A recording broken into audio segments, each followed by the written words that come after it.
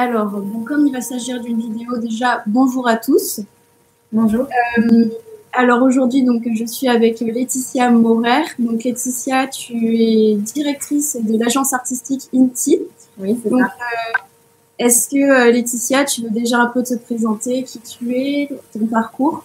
Oui, bien sûr. Donc, comme tu l'as dit, je m'appelle Laetitia Maurer. J'ai fondé l'agence artistique INTI il y a un peu plus de 3 ans maintenant. Je suis basée dans les Hautes-Alpes, à Gap, mais je travaille avec des artistes partout en France et à l'étranger.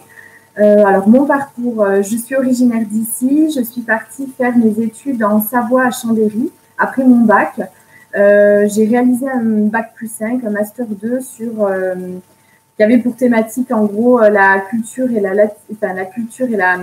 littérature latino-américaine. Et dans le cadre de ce master-là, je me suis spécialisée dans le milieu culturel et artistique de Rhône-Alpes dans un premier temps, puisque j'étais dans cette région-là pour mes études. Et petit à petit, j'ai commencé à enchaîner des boulots comme salariée dans ce milieu artistique. Donc, j'ai travaillé quasiment un an à la direction des affaires culturelles de la ville de Chambéry. Et ensuite, j'ai intégré un centre d'art contemporain en plein cœur de la ville où j'ai été administratrice et coordinatrice de la structure. C'est dans ce cadre-là que j'ai rencontré beaucoup d'artistes, plasticiens notamment, et je me suis dit, bon, ok, il y a plein de choses à faire avec les artistes. J'avais eu pas mal de retours d'artistes qui me disaient en fait qu'ils avaient de moins en moins de temps à consacrer à leur création parce qu'il fallait qu'ils gèrent tous les à côté. Et comme mon contrat se terminait, voilà, j'avais passé 3 ans dans la structure, mon contrat se terminait et j'avais prévu de revenir ici dans les Hautes-Alpes. Je me suis dit, c'est le bon moment pour te lancer et créer ton agence artistique.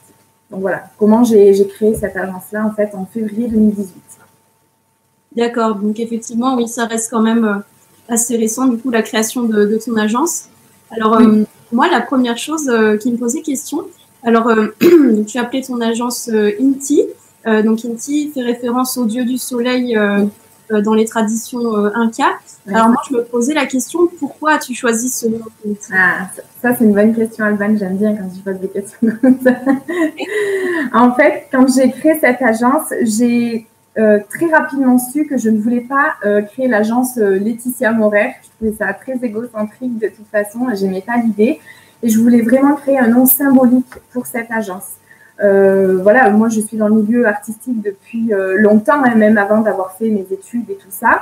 Et du coup, on le sait tous, les artistes sont souvent dans l'ombre, terrés, cachés dans leurs ateliers et ils ont beaucoup de mal à se mettre en lumière, à parler d'eux. Donc, je me suis dit, INTI, ça fait à la fois référence à la culture latino que j'affectionne particulièrement et à la fois, c'était très symbolique pour moi de dire que voilà, je mets en place une agence pour aider les artistes, on entrera dans les détails après, mais voilà, pour les mettre en lumière, les faire rayonner et voilà, ce qu'ils n'ont pas trop l'habitude de faire parce que déjà, des fois, ça leur plaît pas, tout simplement. Et puis, voilà, c'est pas un exercice facile de toute façon que de prendre la parole et de vendre son travail auprès de professionnels. Voilà. Donc, effectivement, ouais, donc ça fait plutôt référence aussi au rayonnement, complètement. De la vie artistique et de la créativité de l'artiste. Ah oui, complètement, oui, complètement. Et alors, donc moi, il y a aussi une question que je me posais, c'est donc tu t'intéressais à cette problématique-là justement de l'artiste qui a pas forcément, qui n'arrive pas forcément donc à parler de son art, qui a du mal aussi des fois à cerner quelles sont vraiment ses intentions et ses objectifs. Donc tu joues un peu le rôle de facilitatrice artistique finalement. Et moi, je voulais savoir aussi de quelle manière est née l'agence en fait. Tu voulais répondre à cette problématique-là, mais de quelle manière comment tu as lancé ton agence en fait? Alors en fait, quand j'ai voulu créer l'agence, je ne savais pas ce que c'était que d'être chef d'entreprise.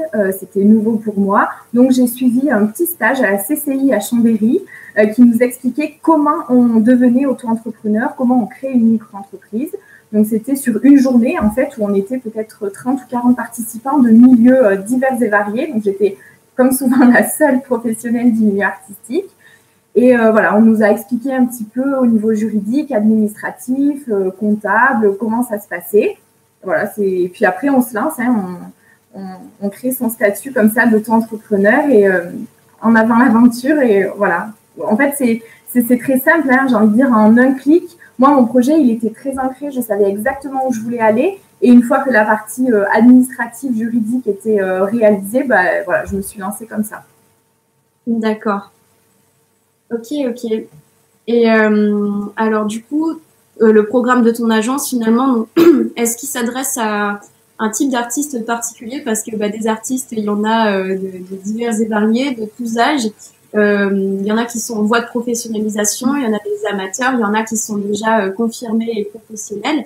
Et il y a aussi de tout type de médiums artistiques, de la sculpture à la peinture, les plasticiens, écrivains, chanteurs. Enfin, il y a énormément de tout type d'artistes en fait. Est-ce que tu t'adresses à des artistes en particulier?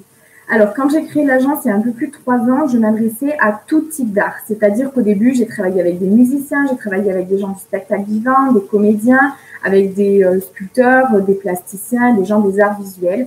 Très vite, je me suis rendu compte qu'il fallait que je me spécialise dans un domaine particulier parce que c'est bien connu, hein, on peut être très bon dans un domaine, mais après, quand on commence à s'éparpiller, c'est compliqué. Voilà, j'avais envie de faire plaisir à tout le monde au début et à travailler avec plein de monde parce que moi, j'ai pas mal de connaissances aussi dans le milieu de la musique. Mais voilà, très vite, il a fallu que je me recentre et les différentes activités salariées que j'avais menées auparavant me spécialisaient de toute façon dans les arts visuels et voilà, les arts plastiques. Donc, très vite, j'ai fait le choix finalement de ne travailler qu'avec des artistes qui sont voilà, peintres, photographes, sculpteurs, des plasticiens, parce que c'était vraiment finalement aussi ce qui me plaisait le plus. Après, souvent, quand les artistes me contactent, la première question qu'ils me posent, c'est quels sont les critères pour entrer dans l'agence. En fait, je n'ai pas de critères très sélectifs. Bien évidemment, il faut que le projet artistique me plaise, ça c'est évident. Il faut que la rencontre humaine aussi avec la personne soit intéressante. J'ai beaucoup de mal à travailler avec des gens qui, voilà, humainement, on ne sait pas pourquoi, le feeling passe pas trop. Donc ça, c'est voilà les 2 critères. Après, c'est vraiment des artistes tout niveau. C'est aussi des artisans d'art. On les oublie parfois aussi, mais je travaille avec des artisans d'art. Tout niveau, c'est-à-dire des émergents complètement, des artistes ou artisans d'art en voie de professionnalisation et des professionnels.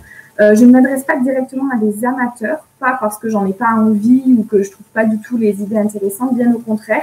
C'est juste que les missions que je propose sont destinées à des gens qui, à un moment donné, veulent faire de leur art une profession, que ce soit une profession à temps plein ou à temps partiel, peu importe, mais voilà. C'est parce que voilà, les missions que je propose sont adaptées à des artistes qui veulent quand même se professionnaliser à un moment donné.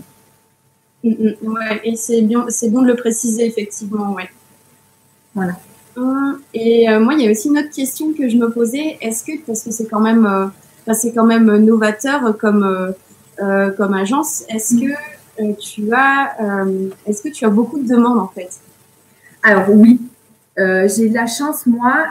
J'avouerai que quand le premier confinement est arrivé en mars l'année dernière, je me suis dit, OK, on est dans le milieu de l'art, ça peut être très compliqué. On sait à quel point les artistes aujourd'hui, alors là, pour le coup, les musiciens et les gens du spectacle vivant aussi sont très impactés par cette crise. Mais moi, j'ai de la chance que je suis très, très présente sur les réseaux sociaux. Donc, je suis constamment, en fait, je communique constamment avec les artistes. Je cerne et je connais leurs problématiques actuelles. Et du coup, très vite, ils se sont rendus compte que voilà, ce Covid leur permettait aussi de monter des projets sur lesquels ils n'avaient pas eu le temps de réfléchir jusqu'à maintenant. C'était aussi bénéfique pour eux, c'était aussi très enfin voilà, ils pouvaient aussi se remettre dans la création.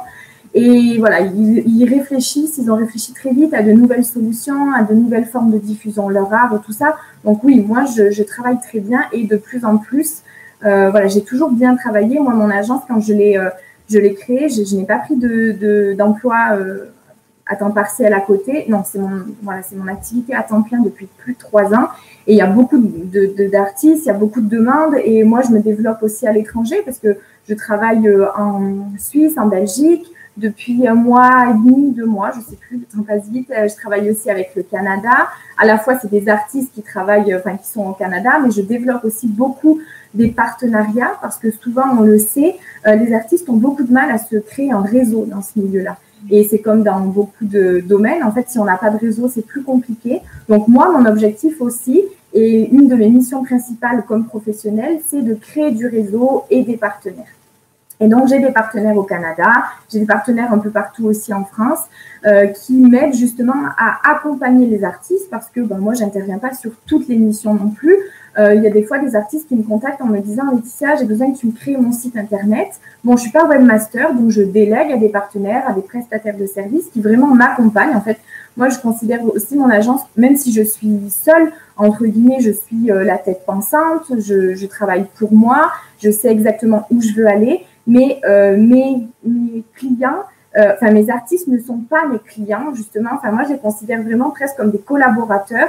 On forme une équipe, aussi bien avec mes artistes, mes artisans d'art que mes partenaires. Et c'est ensemble, en fait, qu'on développe des projets et des carrières. Alors, tout à l'heure, tu disais, oui, je suis facilitatrice. On peut l'utiliser, c'est un mot un peu à la mode qu'on utilise. Certains artistes me considèrent aussi comme leur agent parce que souvent, on me demande « mais est-ce que tu es un agent ou pas ?» Voilà, c'est toujours un peu la question qui interpelle et qui… Alors oui, on peut dire que je suis un agent. Je n'utilise pas spontanément le terme parce qu'en fait, il y a des artistes qui ont déjà eu des agents avec lesquels ça ne s'est pas trop bien passé. Et parfois, il y a cette idée de hiérarchie entre l'agent et l'artiste ou le manager en musique et le musicien. Moi, je ne fonctionne pas du tout. Il n'y a pas de hiérarchie dans mon agence. On est tous au même niveau.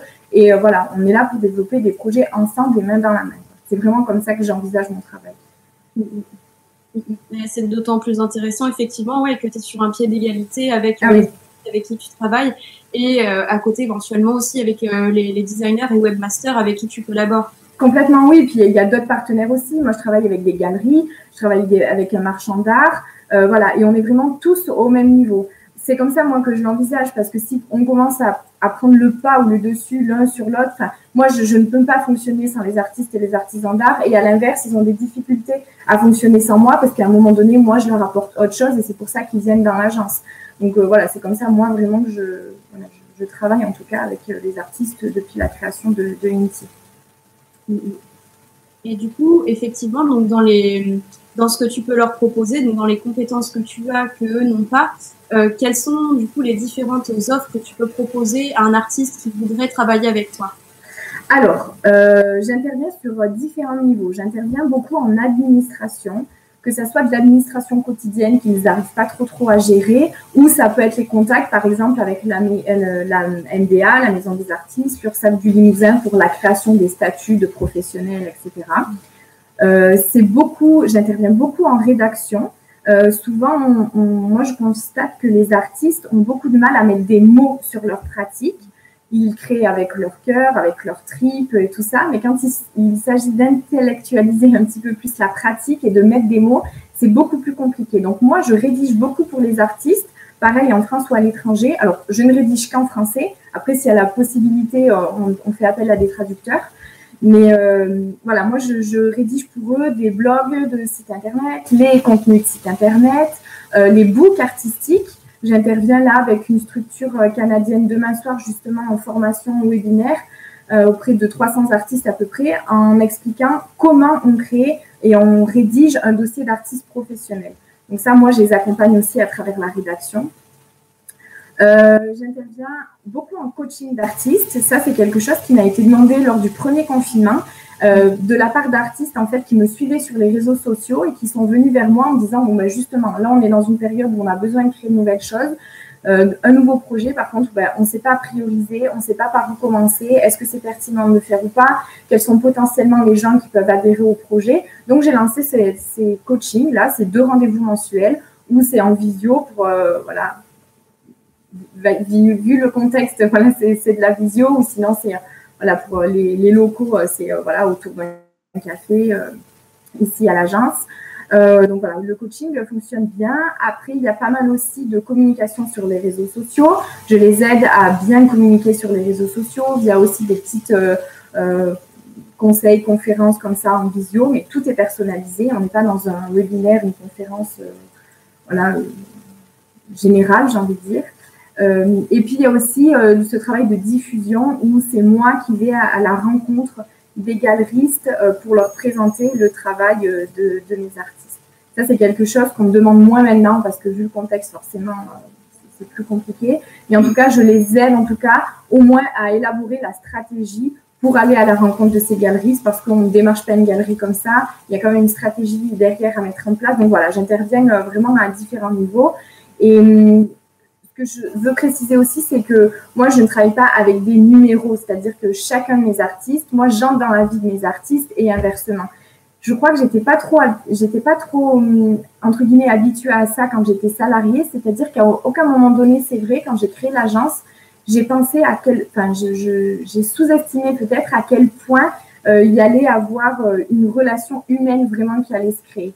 Parce que du coup, je rentre complètement dans leur vie, je sais pourquoi ils en sont là à tel moment de leur carrière. Et moi, j'ai beaucoup d'artistes qui, à un moment donné, ont eu des gros soucis de santé, se sont retrouvés alités pendant des mois ou des années, un deuil, un événement, ou des événements aussi positifs, hein, bien sûr. Mais voilà, je ne doutais pas à quel point la relation entre moi et mes artistes pouvait être aussi forte, en fait, au quotidien. Et ça, je suis hyper fière de ça parce que au-delà du travail, il y a une rencontre humaine, une sorte d'amitié aussi qui s'installe. Moi, j'ai des artistes qui m'envoient des œuvres. J'ai une artiste du Canada, Sandra Veillette, qui m'a envoyé une sculpture du Canada pour me remercier d'avoir travaillé avec elle. J'ai Franck Savoie, l'autre jour, un artiste du Canada aussi, qui m'a envoyé une petite carte postale. Voilà, j'ai plein de petites attentions aussi comme ça, des messages. On prend des nouvelles des enfants quand mes enfants sont malades, parce que moi, je suis maman aussi de 2 enfants. Voilà, on souhaite les anniversaires. C'est des choses toutes bêtes, en fait, mais qui, au quotidien, c'est hyper cool parce qu'on n'a pas l'impression de travailler et ça ne veut pas dire qu'on ne travaille pas et qu'on ne fait pas les choses bien, hein, on n'est pas dans une cour de récré, mais voilà, la relation humaine pour moi, elle est vraiment importante. C'est vrai que c'est aussi un peu ce qui te différencie peut-être d'autres agents artistiques qui ne seraient pas forcément justement dans cette recherche aussi du lien, du contact, du fait vraiment j'allais dire de rentrer dans la vie de la personne, mais en tout cas d'essayer de penser comme elle et d'essayer de comprendre ce qu'elle fait, ce qu'elle vit et d'essayer aussi de mettre des mots dessus justement. Oui, complètement. En fait, c'est vrai que moi, j'ai refusé, ça m'est arrivé de refuser 3-4 fois des projets qui m'intéressaient artistiquement parlant, qui étaient vraiment hyper chouettes. Mais quand j'ai rencontré les artistes, c'était pas fluide en fait. Et c'est vrai que voilà, j'ai la chance d'être ma propre chef. Et de décider en fait finalement avec qui je travaille. Ça, c'est vraiment une grande chance parce que j'ai pas de pression aussi de la part d'artistes. Ils savent comment je travaille, je suis très rigoureuse, je suis transparente et tout ça, il n'y a pas de souci. Mais la relation, la communication entre eux et moi, elle est primordiale. Donc, il m'est arrivé de dire non à certains projets parce que voilà, je sentais que c'était pas fluide, qu'il y avait quelque chose d'étrange entre nous. Et donc, je préfère pas travailler comme ça. Les artistes, ils ont vraiment besoin d'être aidés, d'être épaulés au quotidien, là, dans ces périodes-là aussi, de montrer que l'art, il est hyper primordial dans nos vies, que ce soit la peinture, la sculpture, la photo, la musique, la danse, peu importe. À un moment donné de notre vie, de toute façon, on est confronté à l'art. Et donc, moi, je les accompagne aussi à ça et à faire comprendre aussi au plus grand nombre, j'allais dire au reste du monde, je ne sais pas, peut-être un jour, mais en tout cas au plus grand nombre, que l'art aussi, ce n'est pas seulement une passion, c'est aussi un métier. Ces gens-là, s'ils ne vendent pas, ils ne mangent pas. Et c'est très important pour moi aussi de les professionnaliser dans le sens aussi qu'ils se sentent légitimes dans leur pratique et qu'il n'y a aucune honte à dire moi, je suis artiste professionnelle, j'en vis complètement et c'est mon métier. Ça, c'est important pour moi aussi de le faire comprendre. Ouais, c'est hyper important. C'est mon ordinateur qui me dit que je dégueule, j'adore. Non, effectivement, c'est hyper important et c'est vrai que d'un point de vue effectivement d'un public extérieur ou de personnes qui ne sont pas forcément dans le milieu de l'art, on leur dit oui, je suis artiste professionnelle et les personnes sourient et font oui, ok. Et ton vrai métier, du coup, c'est quoi?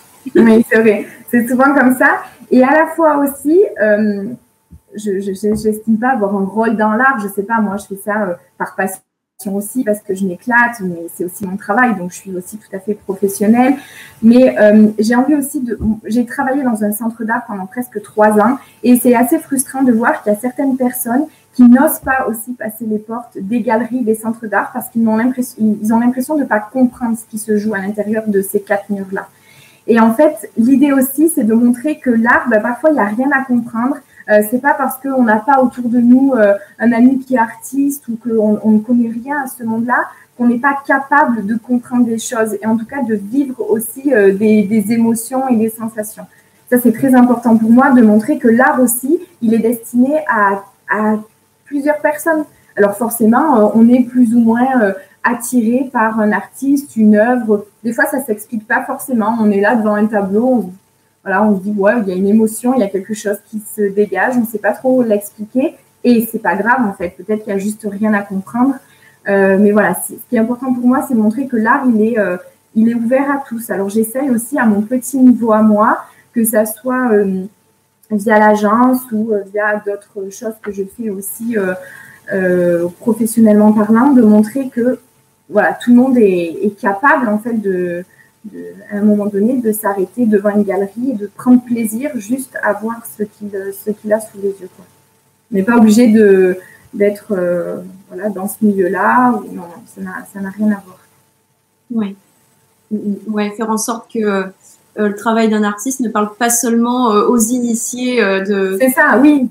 Après, du réseau et qui parle plus, voilà, au plus grand nombre possible. Bien sûr. Après, il y a des choses qui peuvent être, par exemple, très abstraites ou très intellectualisées, j'ai envie de dire, et peut-être qui naturellement, ça s'adresseront plus à des amateurs, des collectionneurs, ou voilà, mais pas forcément, en fait. Je pense que les artistes, voilà, ils sont là aussi pour, voilà, pour qu'il y ait quelque chose qui crée aussi, pour qu'il y ait des émotions qui passent dans, voilà, enfin, je ne sais pas comment l'expliquer, mais en tout cas, voilà, il ne faut pas partir du principe qu'une galerie aussi, ça fait peur, on ne va pas comprendre. Non, c'est pas du tout ça.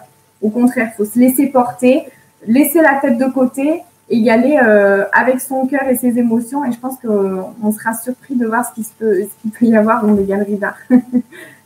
Et j'ai une autre question qui me vient du coup, parce que, alors j'ai vu donc que tu travaillais principalement donc autour en fait de l'administratif et de la communication de l'artiste, de sa diffusion, etc. Est-ce que tu rentres aussi dans son processus de création et que tu vas l'aider peut-être aussi, je sais pas, peut-être avec le coaching, à voir aussi de quelle manière est-ce qu'il crée, à partir de telle émotion est-ce qu'il va créer, est-ce qu'il va avoir un travail plutôt conceptuel ou plutôt intuitif? Est-ce que tu travailles aussi de cette manière-là?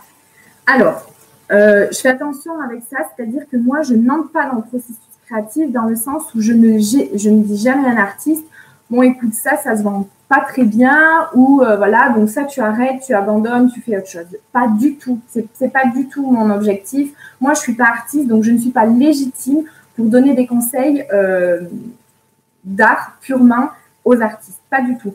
Par contre, moi, je les aide vraiment à trouver aussi leur voie. C'est-à-dire que moi, j'ai des artistes qui viennent en coaching et qui me disent, bon, ben moi, je fais 3 ou 4 choses en même temps. Je ne sais pas si c'est pertinent de continuer. Est-ce qu'il faut que je me concentre sur une seule chose parce qu'on m'a dit, j'ai entendu dire qu'il fallait que je ne travaille qu'un médium. Voilà. Et moi, en fait, j'essaye de révéler, en fait, leur personnalité à travers tout ça. J'ai je ne sais pas si je peux la citer, mais peut-être que si elle entend l'interview, elle se reconnaîtra. Une artiste qui est venue en coaching pendant 3 mois et qui m'a dit, voilà, moi, je travaille 3 thématiques et j'ai l'impression que les gens ne comprennent pas ce que je fais. Dis-moi lesquelles il faut que j'enlève et sur laquelle il faut que je me concentre. J'ai dit, ah non, non, non, non. Je vais pas du tout t'aider à ça, du tout. Et donc, en fait, on a travaillé sur ces 3 thématiques et j'ai essayé de comprendre pourquoi elle travaillait ces thématiques-là, qu'est-ce qui était vraiment important pour elle. Et en fait, on s'est rendu compte que cette artiste, elle se démarquait des autres justement parce qu'elle avait ces 3 thématiques fortes dans son travail. J'ai juste envie, moi, de les accompagner et à ce qu'ils prennent conscience qu'ils sont tout à fait légitimes à travailler 1, 2, 3 médiums, à travailler l'abstraction parce que voilà, ça leur parle, ou plutôt le figuratif, peu importe. Mais en tout cas, je ne veux pas qu'ils se cachent derrière quoi que ce soit sous prétexte qu'ils ont entendu dire que c'était mieux ci ou c'était mieux ça. Non. Des artistes, il y en aura des millions voilà, jusqu'à la fin du monde. Et ils ont tous un intérêt à être, voilà, vous êtes tous, je dis vous parce que je sais que toi aussi, Alban, tu es artiste. Et voilà, vous avez tous un intérêt à être ici et il n'y a pas besoin de se cacher. Au contraire. Et cette idée d'Inti, c'est ça, c'est révéler la personnalité, faire rayonner, se démarquer aussi par sa propre personnalité, ses propres envies, ses propres expériences personnelles, professionnelles, du coup, qui rejaillissent à travers leur art. Donc, je n'interviens pas sur le processus créatif directement, mais moi, je les accompagne dans tout le reste. Waouh, c'est non, non, puis moi-même, en fait, j'allais dire je t'avoue, mais bon, la vidéo va être entendue par plusieurs personnes, mais moi, je ne sais pas dessiner, par exemple. C'est une catastrophe. Je pense que même mon fils de 6 ans arrive mieux à dessiner que moi. Donc, je ne suis pas du tout légitime à entrer voilà, de plein fouet dans le processus créatif. Par contre, je veux leur faire prendre conscience du talent et de l'or qu'ils ont entre les doigts pour que voilà, ils puissent se révéler vraiment au grand jour et être vraiment qui ils sont. Moi, je travaille avec un artiste corse qui m'a dit un jour en coaching, je crois que j'ai compris en fait que j'avais aussi ma légitimité à prendre la lumière. En fait, j'ai plus à me cacher et je me sens légitime à présenter mon art. Bon, ben, quand c'est comme ça, moi, j'ai tout gagné, quoi, tu vois. C'est hyper chouette. En fait, pour la petite métaphore, du coup, tu ne dessines pas pour l'artiste, mais en fait, vraiment, tu l'accompagnes dans son geste. Ah oui, exactement. Voilà, c'est exactement ça. Et puis, du coup, je me sens beaucoup plus rassurée de savoir que ça y est, maintenant, il y a un compagnon de route qui les accompagne et qui, à la moindre petite question, la moindre petite appréhension, tout ça, bah, il me passe un coup de fil, il m'envoie un texto, on échange vite fait à travers une visio pour dire « Ok, là, il y a ce projet qui se monte, tu vas être en vernissage, il y a le rendez-vous avec l'interlocuteur qu'on a préparé, comment tu te sens et tout ça. » Parce que, voilà, entre, par exemple, les phases de coaching ou la mission de rédaction, c'est pas juste la mission est terminée, merci, au revoir, le coaching il est terminé. Non, moi je les accompagne presque ad vitam aeternam, quoi. C'est-à-dire que c'est pour ça que le lien il est précieux dans mon agence. C'est-à-dire que je veux être là aussi pas à pas pour les accompagner. Et puis une fois qu'ils veulent complètement prendre leur envol et ils ont l'impression de plus avoir besoin d'accompagnement, ok. Et du coup c'est devenu entre-temps des amis et voilà, on continue d'échanger comme ça et à prendre des nouvelles. Alors, il y a aussi une petite question que je me posais justement. Est-ce que, dans tes accompagnements, est-ce que tu accompagnes principalement des artistes autodidactes ou est-ce que tu as eu aussi affaire à des diplômés d'école d'art? J'ai les deux, en fait. J'ai les deux et ce qui est étrange, c'est que souvent, quand on m'appelle pour se présenter, les artistes autodidactes me disent « Par contre, moi, je suis autodidacte, alors est-ce que c'est possible de… » En fait, je ne fais pas du tout non plus la différence entre les autodidactes ou ceux qui sortent des beaux-arts, quoi. Moi, voilà, je ne sélectionne pas du tout, entre guillemets, les artistes comme ça. Non, vraiment pas du tout. Mais effectivement, j'ai à la fois des hommes, à la fois des femmes.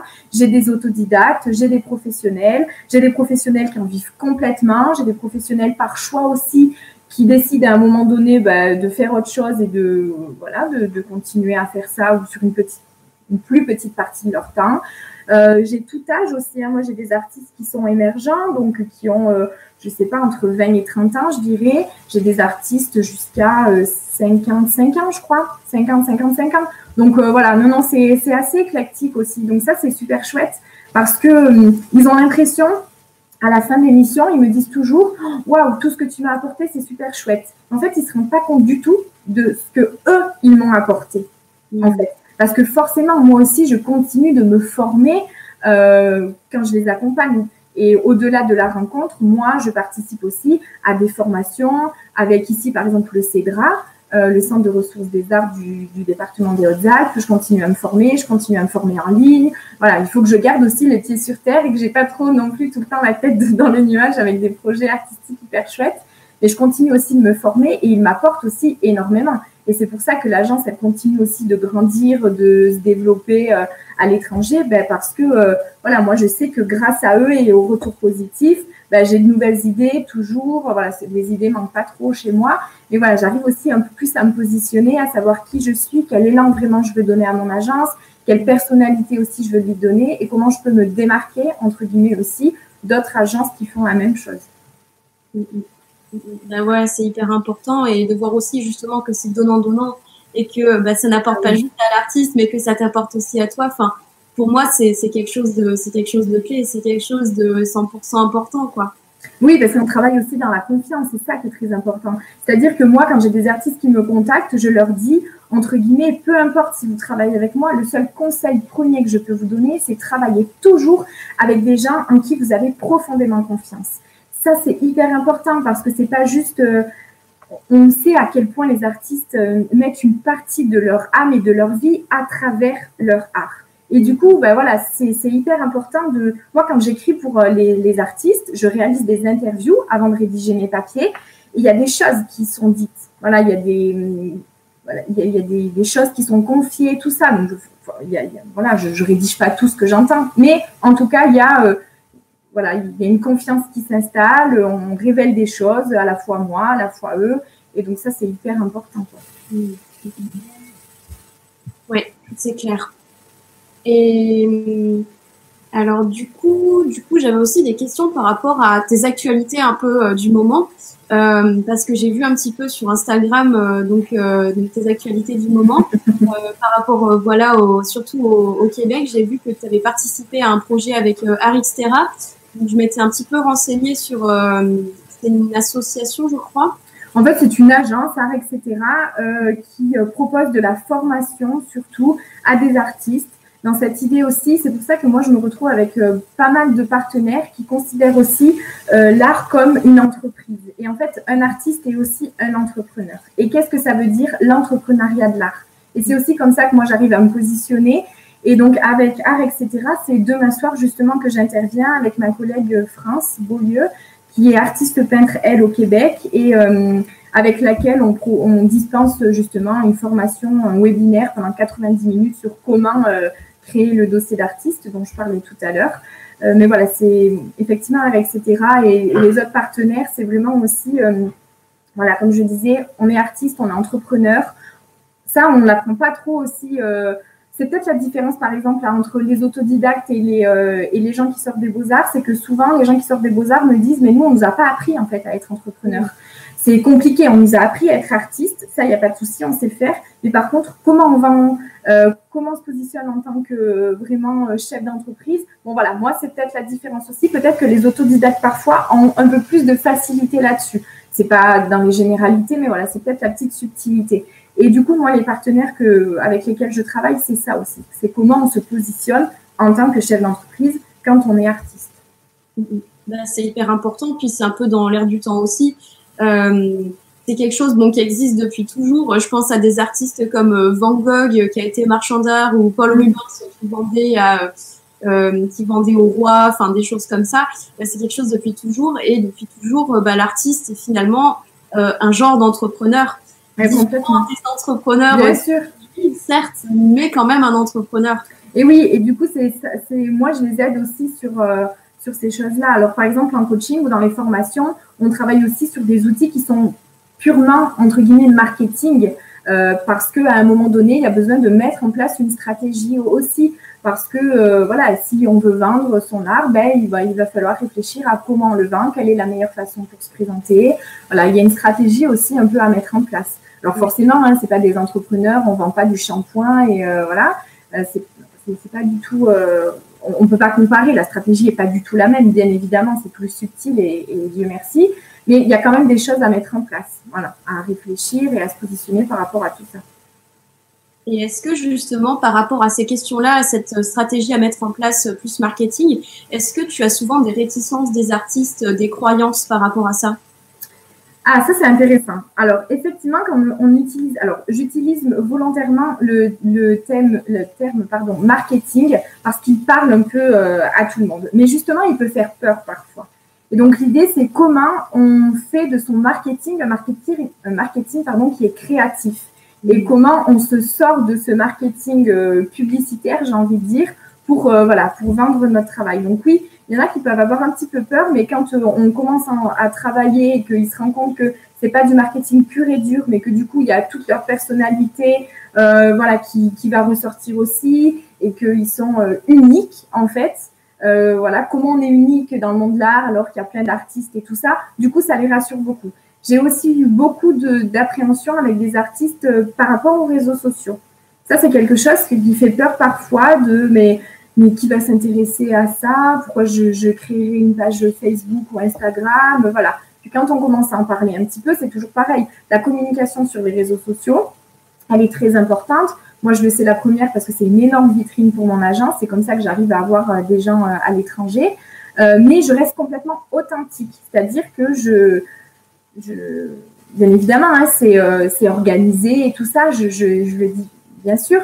Mais voilà, je reste complètement authentique et je ne change pas qui je suis à travers les réseaux sociaux. Et quand les artistes comprennent que c'est comme ça aussi que je veux travailler avec eux, bon, bah voilà, ils ont compris que c'était essentiel. On a tous des valeurs et à partir du moment où on ne bafoue pas ces valeurs à travers les réseaux sociaux, bon, bah, il n'y a aucun problème avec ça. Ils se lancent assez facilement quand même. Du coup. En fait, ils ont beaucoup de barrières mentales. Voilà, ils se créent parfois des angoisses, des problèmes et on travaille aussi beaucoup là-dessus. Et du coup, ça les rassure et ils se rendent compte que oui, effectivement, il y a des choses qui sont faisables et ensemble, on arrive à faire tomber un petit peu ces barrières et ils se sentent plus libérés, plus soulagés, plus eux-mêmes du coup. Ben, c'est effectivement d'autant plus important que c'est quelque chose aussi qu'on nous apprend. En fait, c'est des clichés qu'on a, mais d'entrée de jeu, dès qu'on rentre dans le monde de l'art, même simplement quand on est gamin et qu'on dessine, je sais qu'on nous dit déjà plein de choses par rapport à ça dès qu'on est gamin, comme si on était formaté en fait justement pour croire en ces choses-là. Et c'est trop dommage. Et oui, parce que du coup, on s'empêche plein de choses, mais on a tous un peu des barrières mentales ou des appréhensions, des peurs, ça fait partie de la vie. Et du coup, ce qui est chouette aussi, c'est qu'à un moment donné, il faut sortir de sa zone de confort. Comme je le dis, moi, quand j'ai commencé à être chef d'entreprise, il y avait des choses que j'appréhendais beaucoup parce que voilà, je me suis dit, j'ai 27 ans, je suis maman, je débarque dans le milieu artistique en tant que chef d'entreprise et puis en tant que salarié. Comment ça va être perçu aussi? Bien évidemment, je me suis posé ces questions et c'est légitime. Mais du coup, ça m'a permis aussi de dépasser mes propres peurs et de me dire, ben, on verra quoi. On verra. Je sais où je veux aller. Je sais que c'est exactement ce que je veux faire aujourd'hui. Et je ne me vois pas du tout faire autre chose dans ma vie. J'ai encore plein de projets à développer que tu verras peut-être aussi sur les réseaux sociaux au fur et à mesure. Mais voilà, ça fait partie du jeu. Et à partir du moment où aussi on accepte de sortir de sa zone de confort, bah, c'est hyper chouette parce qu'on fait des super belles rencontres, on développe des projets incroyables et c'est génial. Ben ouais, c'est sûr. Et alors du coup, en imaginant que je sois artiste, je tombe sur cette vidéo et à la suite de ça, j'ai envie de prendre contact avec toi. Où est-ce qu'on peut te rencontrer? Alors, tu m'as dit que si on était, donc tu fais sur Gap, dans les Hautes-Alpes. Oui. Si je suis aussi dans les Hautes-Alpes, donc j'ai la possibilité, hors confinement bien évidemment, de te rencontrer en vrai. Mais si, en imaginant que je sois, là je suis sur Nantes, en imaginant que je sois sur Nantes, où est-ce que je peux te trouver? Est-ce que ça va être sur Facebook, sur Instagram? Est-ce que tu as un site? Oui, alors sur Facebook, j'ai un profil personnel, mais je m'en sers que dans le cadre professionnel. Donc c'est Laetitia Maurer, tout simplement. La page professionnelle sur Facebook, c'est INTIE, I-N-T-I-E. Sur Instagram, c'est Agence Artistique INTIE. Et j'ai aussi un site internet, c'est www.inti.fr. Donc ça, c'est vraiment de toute façon les trois fenêtres d'entrée pour me contacter. Voilà, on peut le faire directement comme ça. Bon, je précise, ils sont en barre de description de la vidéo, ça va de soi. Ah, oui, ok. C'est gentil, merci.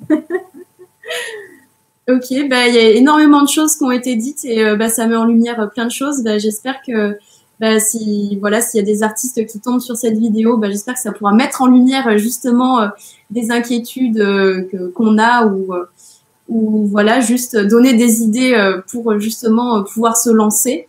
Donc, merci beaucoup d'avoir accepté cette interview. Avec plaisir. Merci de m'avoir invité en tout cas. C'est vrai qu'on a pris un peu de temps à faire cette vidéo. Mais voilà, que les artistes fassent confiance et ils ont toute leur légitimité, bien qu'on nous fasse croire qu'ils ne sont pas essentiels depuis quelques temps. Mais voilà, j'espère que cette vidéo permettra aussi aux artistes de se dire je continue à fond, c'est exactement ce que je veux faire. Et voilà, moi je suis un peu têtue et bornée. J'espère que il y a des artistes qui verront cette vidéo et qui seront un peu pareils en disant allez, coûte que coûte, je tente, j'essaye. Et puis, on verra quoi. Et puis, quand on se lance, il y a des tas de choses qui viennent, il y a des tas d'idées. Les artistes sont tellement plus créatifs que les entrepreneurs et tout le monde. Donc voilà, moi j'espère que chacun continuera son bout de chemin et vous continuerez à nous faire voyager et rêver à travers toutes ces belles œuvres. Ouais, c'est ça. Continuez, vous avez de la richesse et de la ressource. Exactement. Exactement. Merci beaucoup, Laetitia. D'avoir... merci, Alban, en tout cas. Merci beaucoup. Merci.